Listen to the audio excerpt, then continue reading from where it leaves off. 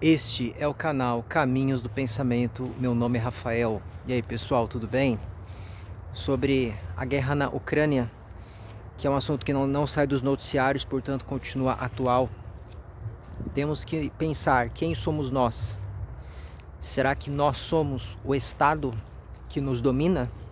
Os ucranianos são a máfia que os aprisiona, que os força a se comportar de um modo que não foi previamente pactuado? Será que os russos são a Rússia?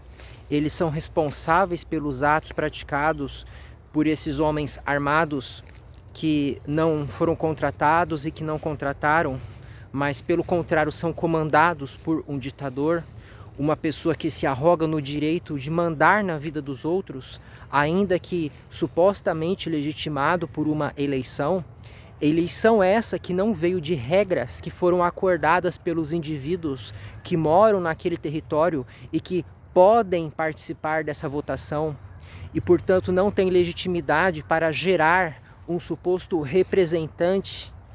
Não, pessoal, ucranianos não são o Estado ucraniano e russos também não são o Estado russo, tá? Se um Estado está atacando o território de outro para dominá-lo, nem sempre significa que o povo que está sendo atacado tem que revidar, que tem que resistir também de forma armada, porque os dois são máfias, os dois são ilegítimos. O que o indivíduo deve fazer no caso concreto é pensar: o que ocorrerá se aquele Estado conseguir destruir este em que me encontro? Ele me tornará seu refém, mas eu já estou refém do Estado presente. Será que este Estado é melhor para mim, é mais vantajoso, é mais benéfico que o outro Estado que quer me dominar? E essa escolha nem sempre é fácil, né? Às vezes o melhor mesmo é pegar em armas, é ir à luta, é ir à guerra para impedir que o outro Estado vença o Estado presente que está me dominando. Porque o indivíduo pode ficar em uma situação ainda pior, né? Será que você acha que um governo nazista é melhor que um governo que permite que as pessoas vivam independentemente da sua cor, da sua raça, da sua religião, da sua ascendência? Né? Será que um governo que manda milhões de pessoas para câmaras de gás, para trabalhos forçados, que realiza experiências científicas dolorosas, sanguinárias, com determinadas pessoas indesejadas pelo governante, é igual a qualquer outro governo? É óbvio que não, né? Então, contra este tipo de Estado, vale a pena sim entrar em guerra, ainda que seja para defender uma máfia presente, que me obriga a me comportar de determinado modo com o qual eu nunca concordei e, portanto, me trata como objeto. O indivíduo deve fazer um juízo de ponderação, analisando a circunstância concreta e buscando fazer um juízo assim de previsão, de antecipação, quais serão os resultados. E aí nós chegamos naquele problema da ética, né? A ética não é uma coisa abstrata, porque ela lida sempre com uma situação concreta. A ética sempre lida com a situação presente, com aquilo que se dá aos sentidos ou aquilo que pode se dar aos meus sentidos. E, portanto, nós nunca vamos ter uma resposta absoluta, uma resposta segura. Sempre haverá uma margem de insegurança, porque nós não estamos lidando no campo de uma lógica mecânica, abstrata, a priori, e sim com aquilo que é presente, com aquilo que é imediato, com aquilo que é perceptível sensorialmente, com a empiria, né? Algumas pessoas estão dizendo que Ayatollah de Caralho previu a guerra atual. Isso é um erro crasso, pessoal. Entre no Google aí, coloquem assim: conflito na Ucrânia 2015.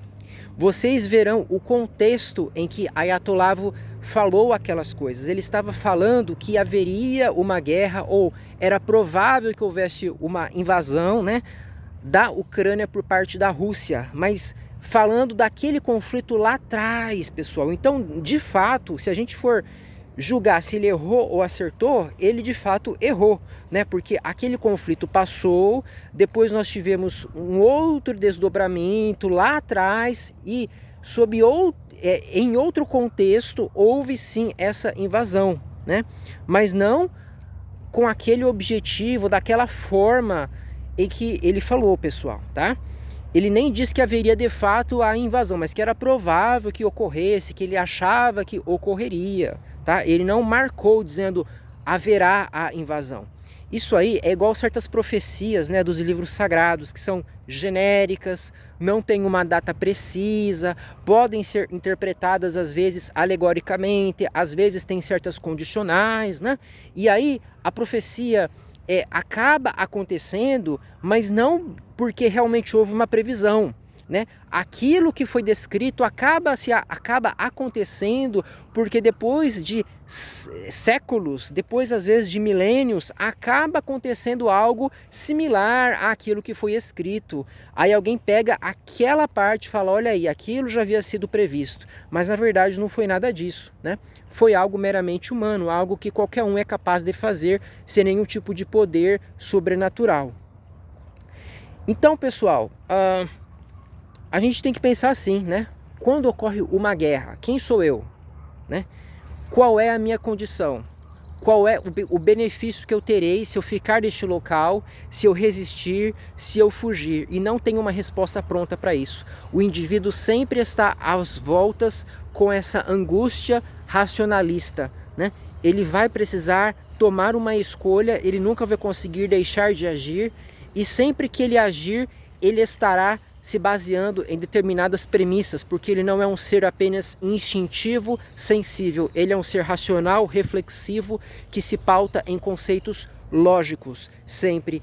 E ainda que ele escolha ceder a uma determinada paixão, por exemplo, né? Eu vou defender a minha pátria, eu vou defender a minha família. Pois bem, isso já é uma escolha racional. O fato de ele ceder a esse desejo, o fato de ele ceder a essa paixão revela que ele fez essa ponderação. Ele poderia muito bem não ter cedido, ele poderia muito bem ter pensado em fazer outra coisa e ter decidido agir de outro modo. Isso não significa que o ser humano possa fazer escolhas indeterminadas.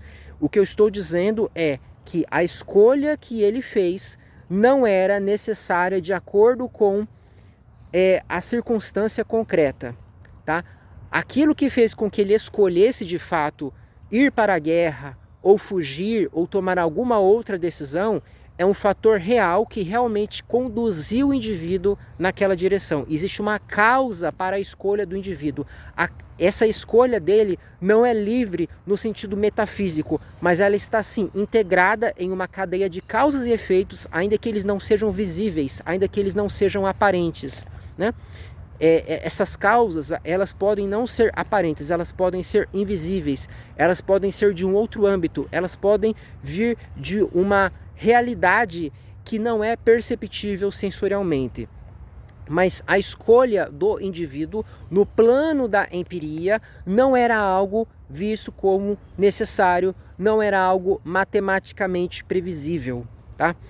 E quando o indivíduo vai à guerra, quando ele resolve ir contra aquele Estado, não quer dizer necessariamente que ele está defendendo a sua pátria, que ele está defendendo a sua família, né? Porque o invasor pode querer apenas destruir o governo daquele local. E este governo não é legítimo, porque ele não deriva de um livre acordo de indivíduos que quiseram que aquele governo existisse, mas ele provém sim de uma imposição, de uma coação, enfim, de uma ação mafiosa, como eu já citei para vocês, tá? Então, Estado por Estado, máfia por máfia, às vezes compensa simplesmente deixar sim rolar, compensa deixar que o outro Estado venha e destrua este Estado presente para que ele imponha suas regras neste local. Dependendo da circunstância, pode ser melhor deixar que isso aconteça, né? Pessoal, por hoje era isso, até a próxima.